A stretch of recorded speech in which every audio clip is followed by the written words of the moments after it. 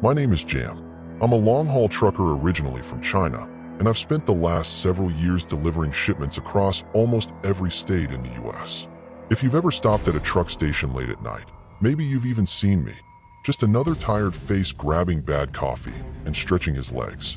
In my years behind the wheel, I've seen my share of bizarre things. Mangled cars on quiet roads, accidents that made no sense, random engine failures in the middle of nowhere. But nothing prepared me for what happened that week in the Arizona desert. This is not just a story, this is a warning. If you're someone who gets easily unsettled by gruesome or shocking details, I suggest you stop listening now. I'm not going to hold anything back.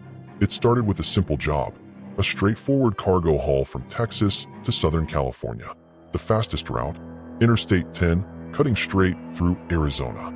I hated that idea immediately. Growing up, I had heard whispers about that part of the desert. Stories passed around in trucker forums and old Navajo legends.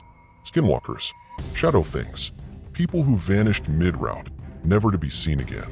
As a kid, it used to terrify me. And even now, at 25, those old fears hadn't gone away. Not completely. I tried finding an alternate route. I really did. But nothing made sense. I had a strict timeline and limited hours I could legally drive each day. Like it or not, I had to cut through Arizona. I told myself it was just another night, just another delivery. But deep down, I already knew this trip was different. I picked up the cargo in Texas and began my 1,700-mile journey. The first day was smooth. The highways were clear, and I made good time. I got close to the Arizona border before needing to stop. I'm only allowed to drive 11 hours a day, and I was pushing the limit. I pulled into a truck stop, parked in the lot, and climbed into the sleeping berth in my cab. That's when things started going wrong. 15 minutes after lying down, my truck suddenly shut off. No lights, no sound. The engine was completely dead, which was bizarre because I clearly remembered leaving it in standby mode. The key was still in the ignition. The fuel gauge was at half. Everything had been fine, until it wasn't. I climbed into the front to check, and sure enough, the battery hadn't drained. Nothing looked tampered with. But no matter what I did, the engine wouldn't even click. Something felt wrong. I stepped outside into the cool desert night. The lot was strangely quiet. The only sound came from a slight breeze and the buzzing of one fluorescent light flickering above the repair station nearby. I popped the hood. My blood ran cold. The entire engine compartment was disassembled. Parts were gone. Not broken, missing. Like someone had surgically removed pieces of my truck while I slept. I recognized instantly that even the spark plugs were gone, pulled clean, without a trace of who did it. I started walking toward the small repair shop at the corner of the lot, hoping maybe someone had seen something. But then, all the lights in the truck stop cut out. And I don't mean just the shop. The entire station went black. All the neon signs, the parking lot, the rows of diesel pumps, even the other trucks in the lot. Their cabin lights flickered out one by one, like candles being snuffed in the dark. I was alone, in the middle of the desert, surrounded by complete, unnatural silence. Panic settled in fast. I rushed back to my cab, locked the doors, drew the blackout curtains in the sleeper area, and climbed back into bed. I lay there in the darkness, holding my breath, waiting. Time passed like syrup. Slow, suffocating. And then a knock. Not on the door, on the window. A delicate tapping. Soft, rhythmic, like someone tracing a pattern with their fingernails. I didn't dare peek. It went on for 30 seconds, maybe more. Then it stopped. I exhaled, convinced whoever it was had moved on. But I was wrong. I don't know why I did it. Maybe I was still in denial. But I stood up and pulled back the curtain just a crack. There was no one outside. Relieved, I sat back down. That's when the knocking started again. Only now it was louder, more frantic, insistent. This wasn't someone curious. This was someone determined. Against my better judgment, I peeked again. That was the moment my sanity cracked. Outside, bathed in the weak moonlight, stood a woman. Tall, gaunt, with jet black hair and skin like wax stretched too tight. Her eyes were sunken, her mouth wide. She smiled. "Let me in, sugar," she crooned. "I just need a little help." Her voice was gravelly, like a lifelong smoker forcing each word through cracked lungs. I shook my head, slowly, terrified. I can't," I said. "I don't know how to help. I'm sorry." Her smile widened. Too wide. Her face contorted with the force of it, her cheeks cracking, her lips stretching almost ear to ear. I yanked the curtain shut and dropped back onto the bed, trembling. I'm not a small man. I'm 6 feet 4 inches, solid build, but I felt like a helpless child. Then her voice came again, outside. Well, maybe I'll ask the guy next to you instead. She laughed, a soft, mocking giggle, and then the sound of footsteps crunching gravel. I peeked again. She had walked to the truck beside mine. She was knocking on his window now. To my horror, I saw the driver stir. He rolled down his window and stepped outside. She led him around the front of his truck, slowly, silently, and then she looked at me, right into my soul. She smiled again, and with one smooth, fluid motion, she plunged her hand into his chest. No blade, no weapon, just her bare hand. I watched, frozen in terror, as she pulled his heart from his ribcage, held it like a prize, let the blood spill down her wrist, and smiled again. Her skin began to peel, literally peel, off her face like a mask being unzipped. Still staring at me, still holding the heart. She dragged the man's body behind the repair station, out of sight. But before she vanished, she turned back. "I'll be back for you. Sugar," she said, licking her lips. "That was last night. I haven't slept since. My truck won't be repaired until tomorrow. The local shop is tiny and booked solid. She could return at any time. If you're a trucker headed through Arizona, don't stop overnight. Don't trust a quiet station in the middle of nowhere. Don't let her find you." The night after the incident, I managed to find a cheap motel about 20 minutes away from the truck stop. I couldn't bear the idea of sleeping in the cab again, not after what I'd seen. I kept the blinds drawn, the lights on, and slept with a baseball bat next to the bed. Not that it would help if she came back, but she didn't. At least, not that night. I finally got the truck fixed the next morning. The local mechanic didn't believe me when I told him parts had gone missing. "Maybe vandals," he said, scratching his head. "Or meth heads. They tear through rest stops sometimes." I didn't argue. What was I supposed to say? That I saw a thing wearing human skin rip a guy's heart out with her bare hand? No one would believe me.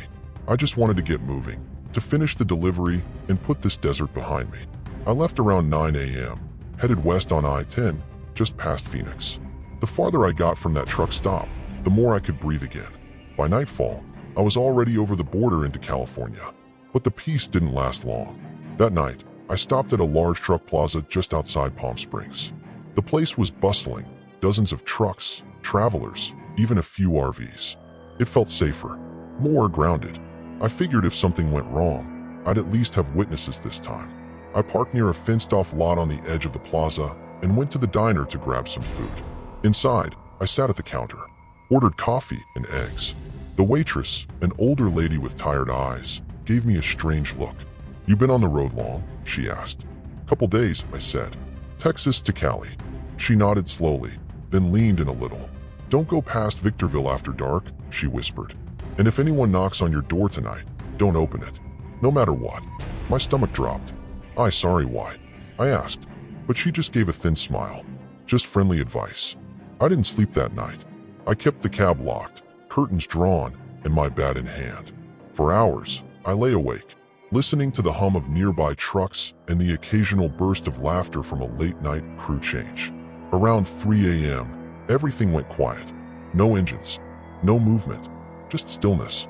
I sat up, eyes scanning the small crack in my curtain. And then I saw it. Not the woman, something else. Something taller, at least 7 feet, maybe more. Its body was skeletal, like shadows stretched into the shape of a man. Long limbs, elongated fingers. Its head scraped the top of a nearby trailer. It moved slowly, methodically between the trucks, not walking, exactly, but gliding. It didn't cast a shadow, and it made no sound. None. It stopped in front of one truck, tapped on the window, once, twice, then moved on. My breath hitched. It came to mine next. I saw its hand rise, fingers longer than they had any right to be. It tapped, tap, tap. I held my breath. A moment passed, then another. It moved on. I stayed awake until dawn. By morning, it was gone. No sign it had ever been there. No one else seemed to notice anything strange. Or maybe they just didn't want to talk about it. This wasn't about one monster anymore. She wasn't working alone. And whatever these things were, they were watching truckers, choosing us, following us across state lines. I was starting to suspect they didn't care about the desert, or rest stops, or states. They were hunters, and we were on the menu. I made it back home 3 days later. No more long-haul runs for a while. That was the deal I made with myself. After the desert, the truck stop, and the figure between the trailers, I needed to rest. I told my dispatcher I was taking personal time, and surprisingly, they didn't push back. My house was small, comfortable, tucked in a quiet cul-de-sac just outside Bakersfield. It wasn't much, but it was mine. My only roommate was Baxter, my dog, a stubborn, overweight Labrador with a grumpy attitude and a bark louder than my truck's horn. As soon as I walked through the door, Baxter came barreling down the hall, barking like crazy. I dropped to one knee and hugged him, whispering, "I missed you too, buddy." But something felt off. He kept barking even after I let go. Not in his usual excited way either. It was sharp, defensive, like he was warning me. And he wasn't looking at me. He was staring down the hallway behind me. I turned slowly. The house was empty. I checked every room. Living room, kitchen, 2 bedrooms, even the attic access in the hallway. Nothing was out of place, except one thing. The back door was unlocked, and slightly ajar. Now, I'm obsessive about locking doors. Always have been, especially when I'm away on the road for days. I know I locked that door. I shut it, bolted it tight. Later that night, I was brushing my teeth when Baxter started barking again, this time from the front window. I walked out of the bathroom, toothbrush still in hand, and peeked outside. Across the street, under a flickering streetlight, someone was standing still. A woman, not moving, not walking, just watching. She stood there for maybe 10 minutes. Then slowly, she turned and walked away. I didn't sleep that night either. I kept the lights on, curtains closed, baseball bat beside me. Around 2:30 a.m., I heard something, a soft bump, like furniture shifting. Then a second bump. Closer. Baxter started growling. He was already at the door of my bedroom, stiff, fur raised. I grabbed the bat and crept toward the hallway. There it was again. Bump. Coming from the closet in the guest room. I didn't even think. I kicked open the door, bat raised. Nothing. No one was there. Just boxes, storage tubs, old clothes. But Baxter kept barking, clawing at the back wall of the closet. It took me a moment to realize. There was airflow, a draft, coming from somewhere behind the closet. That wasn't possible. This house didn't have crawlspace access there. I pushed the storage tubs aside. The wall behind them was false. Someone had carved a rectangular section out and put it back in place, flush and clean. I pried it open, and there, behind the fake wall, was a narrow, dark shaft, like a tunnel, barely wide enough for someone to crawl through. The air coming out was cold, damp, and there was something else. A smell, bleach, mixed with rot. That did it. I nailed the false panel shut, dragged a heavy shelf in front of the closet, and locked every door and window in the house. By morning, Baxter wouldn't leave my side. Every time I moved to another room, he followed. Every time I turned off a light, he whimpered. Later that afternoon, I found scratches on the inside of the back door. Not claw marks, fingernails. Someone had tried to dig their way out. From the inside. The next few days were a blur. I couldn't sleep. I barely ate. Every creak in the floorboards made my heart race. Baxter never left my side. Even when I went to the bathroom, he'd stand outside the door, growling at nothing. I tried to convince myself it was stress, sleep deprivation, that my mind was creating shadows where there were none. Until the phone rang. It was an old landline I barely used. I only kept it around for emergencies or power outages. I hadn't even heard it ring in over a year. When I picked up, there was no sound, just static. I was about to hang up when something crackled through the line. "Let me in." The voice was distant, faint. Then it repeated, clearer this time. "Let me in, sugar." My blood turned to ice. I slammed the phone down, unplugged it from the wall, and threw it in the trash. I didn't even want that connection to exist anymore. That night, I decided to try and sleep on the couch. I left a lamp on in the hallway, the television running quietly in the background. Baxter curled up at my feet. Sometime around 1 a.m., I woke up to him growling again. This time, he was staring at the wall. Not a door, not a window, the wall behind the TV. It took me a second to realize what I was hearing. Tapping, from inside the drywall. Tap, tap, tap. 3 soft knocks. Then a voice, closer than it had ever been. "You never opened the door, so I found my own way in." I sat up slowly, not blinking. A small, hairline crack began to spread across the paint. Drywall powder fell in thin streams. Something was pressing outward. The wall began to pulse. I grabbed Baxter and sprinted into my truck parked out front. I drove for hours. No destination, no direction, just away. Eventually, I pulled into a rest stop somewhere upstate. Baxter curled up in the passenger seat, finally calm again. I leaned my head back and closed my eyes, and dreamed. Only it wasn't a dream. I was in my house again, but the walls were bleeding. Thick, black liquid poured from the outlets, dripping across the floor. She was standing in the hallway, smiling. She lifted her hand. Not a hand anymore, more like a set of fingers fused into a jagged point. She pointed to my chest. "You're mine now." I woke up screaming. It was dawn. Baxter was barking again, and for a moment, I thought it was over. Until I looked at the window. Scratched into the glass, with something sharp, were 4 words. "You let me in." I left my house behind after that night. Sold the truck. Deleted my social media. Got a burner phone. I didn't tell anyone where I was going. I didn't know where I was going. Only that I needed to stay moving. Stay unseen. As if that would matter. But the more I ran, the more I realized this wasn't about my house. Or that truck stop. Or even me. It was bigger. It was everywhere. I started reading. Researching. Finding old message boards. Underground forums. Ghost hunter pages. Reddit threads so buried they hadn't been touched in years. And the stories were all there. Stories just like mine. Truckers. Campers. Hikers. People who crossed a certain line through the desert. Past the Navajo lands. Over the old, forgotten roads where the land isn't ours. Some called her a skinwalker. Others said she was La Malakara, the wrong face. A desert spirit that wore the shape of something familiar to lure you in. But the one that stuck with me? The Hollow Wife. They said she used to be a woman. A real one. Maybe someone who lost her mind in the heat, wandering the desert too long. Or maybe someone murdered and buried in the sand, body left to rot while her soul festered with rage. Whatever she was before, she's not human now. They say she knocks at your door, and if you open it, or acknowledge her at all, she's inside you. Forever. That first wave, the smile, the knock, that was the invitation. And I accepted. Even if I never let her into the cab, I had seen her, spoken to her, waved at her. That was all she needed. I started seeing signs in other places too.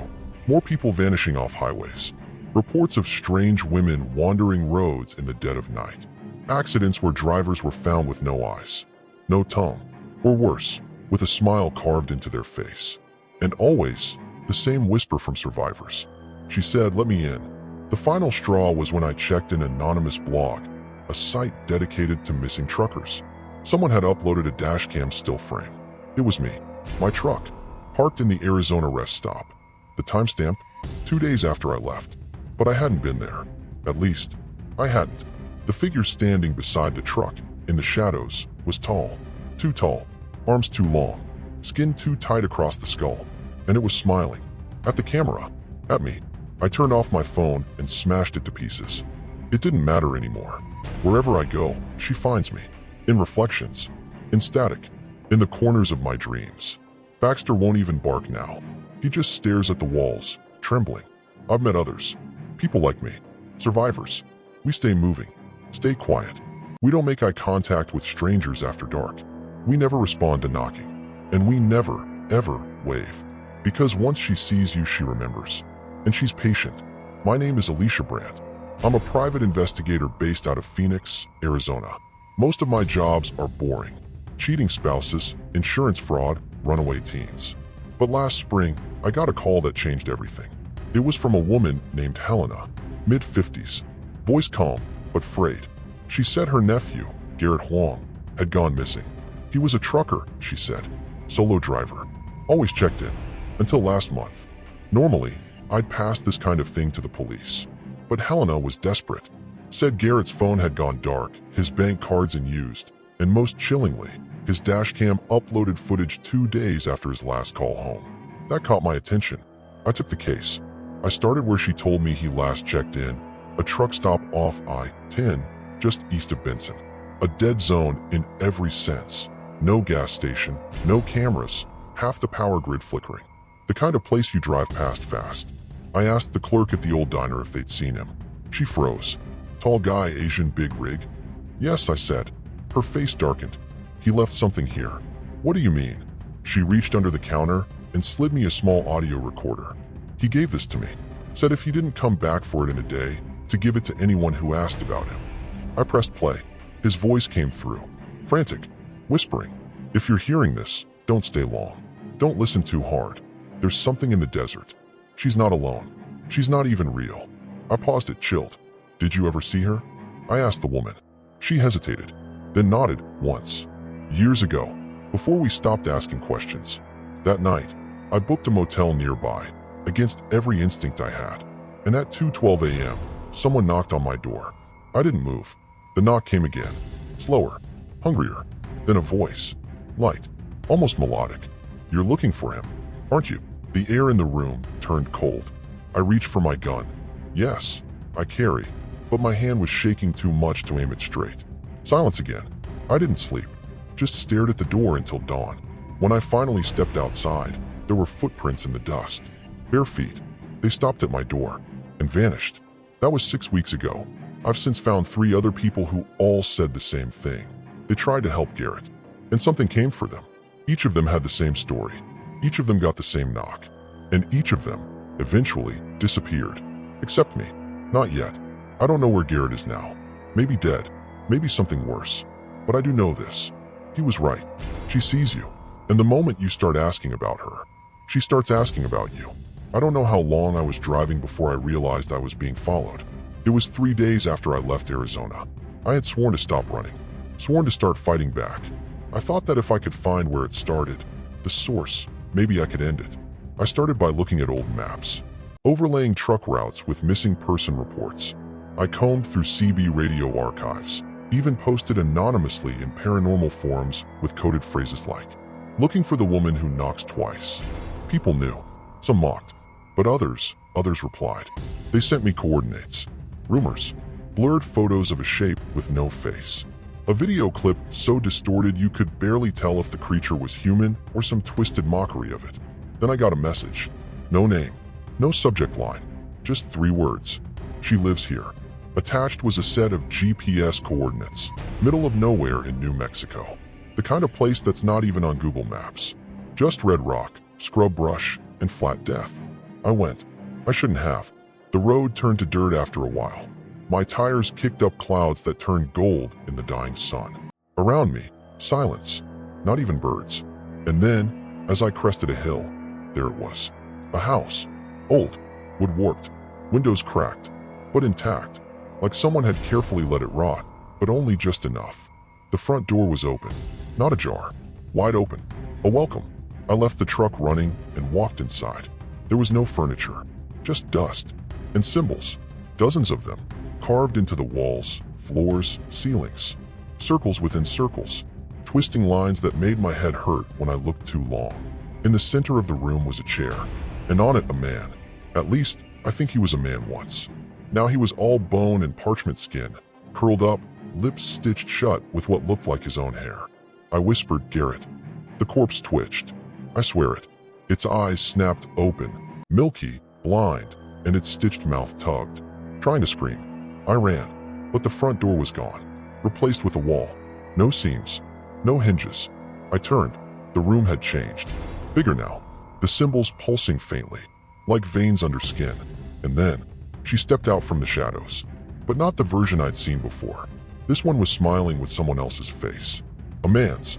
Her skin still shifted, fluid, as if it couldn't decide who she wanted to be. You looked for me, she said, voice echoing like a whisper through water. You brought yourself home.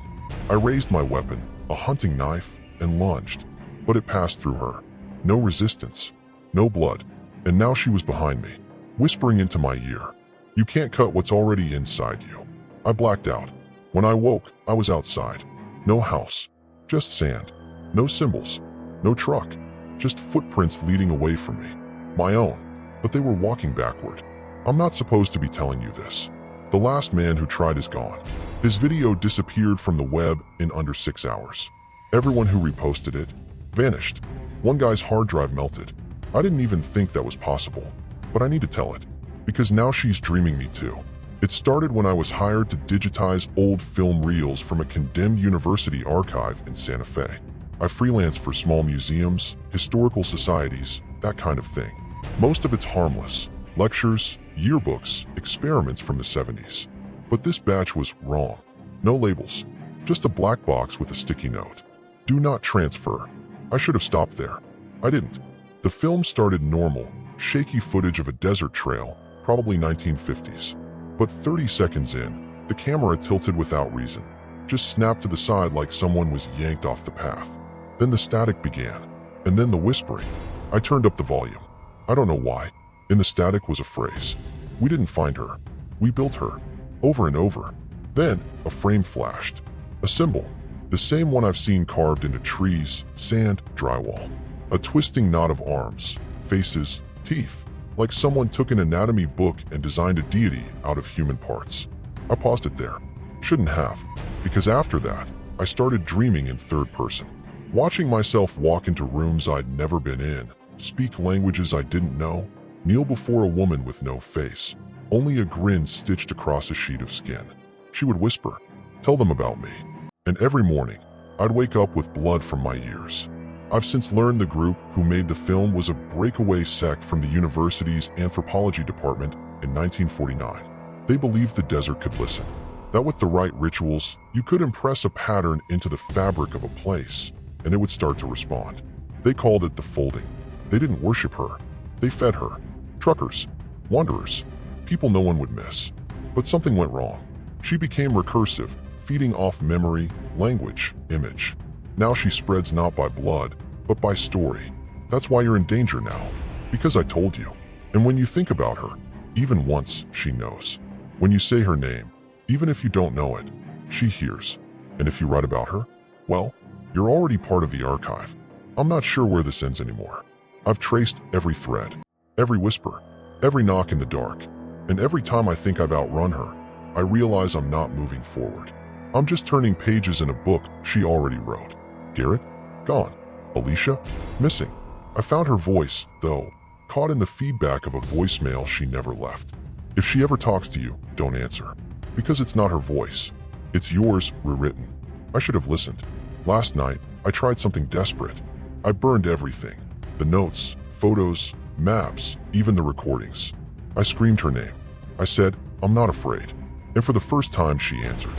Not in the mirror, not in a knock, but in my own thoughts. You were never outside this. You were never the narrator. You were the manuscript. The shadows in my house no longer flicker. They watch. Baxter doesn't bark anymore. He sits perfectly still, just like the thing in the hallway. Just like the Garrett copy I saw in the gas station mirror. Just like me. Because here's the truth. She doesn't follow people. She makes them. She writes them into being, one knock, one name, one story at a time. And once you've been told about her, you're already inside. That's why you're still reading. That's why the lights flickered when you reached this part. Because this wasn't just Garrett's story, or Alicia's, or mine. It's yours now. You said her name. You thought of her.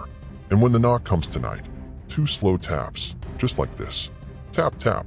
Do not answer. Because it won't be her. It'll be you, smiling from the other side.